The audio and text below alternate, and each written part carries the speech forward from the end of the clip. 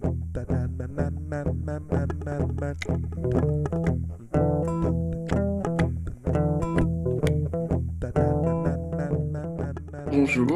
ou bonsoir. Alors, qu'est-ce que c'est l'ESA? Qu'est-ce que c'est un Erasmus? Qu'est-ce que c'est que Mutésius, l'école où je suis?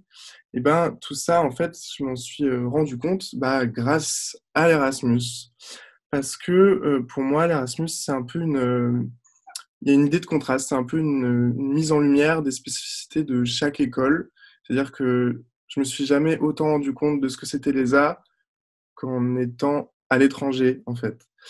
Parce qu'il y a complètement une conception différente de plein de choses, de l'espace de travail, de la pédagogie. À l'ESA, il y a vachement une transversalité entre les années, entre les profs, il y a une discussion vachement ouverte. Tandis que ici, par exemple, en Allemagne, il y a vachement de murs, entre guillemets, parce qu'il y a pas mal d'espaces séparés. Il y a des badges pour rentrer à plein d'endroits, contrairement à l'ESA où c'est vachement ouvert. Mais en même temps, si toi, tu as un projet, tu peux aller demander à avoir accès à tel endroit et après, tu y as accès tout le temps. Et du coup, il y a un peu cette idée d'intimité. Tandis qu'à l'ESA, c'est vachement ouvert et tout le monde partage un peu tout. Et il y a aussi l'idée de l'emploi du temps, du temps, comment gérer le temps. À l'ESA, il y a un emploi du temps défini, on va dire, même si on a vachement d'espace libre, enfin de temps libre, d'espace libre.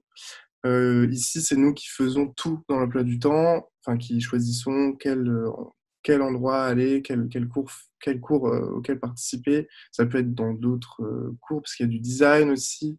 Donc on est vachement libre là-dessus. En même temps, on peut être un peu perdu. Mais si on sait déjà ce qu'on veut, donc quand on est déjà dans une école et qu'on va à l'étranger, là, on est un peu plus libre de vraiment faire des choses nouvelles. Et donc, il y a aussi la culture, en fait, tout ça, tout simplement, c'est très culturel, c'est pas qu'une question de pédagogie.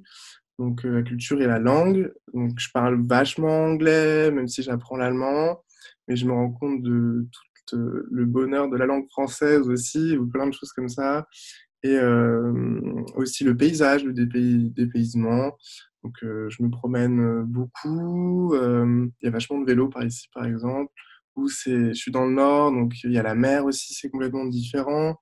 En fait, voilà, je vous conseille vraiment de partir en Erasmus, tout simplement pour vous rendre compte comment dire, de tous les bons côtés de votre école d'origine, on va dire, française, quoi. Mais aussi de faire des nouvelles rencontres, de vous rendre compte d'une culture différente, d'une pédagogie différente, de votre conception de l'école d'art, de l'étude d'art et du coup de votre conception de votre temps de travail et peut-être de votre futur métier d'artiste ou de designer et voilà, des différentes façons de concevoir la chose.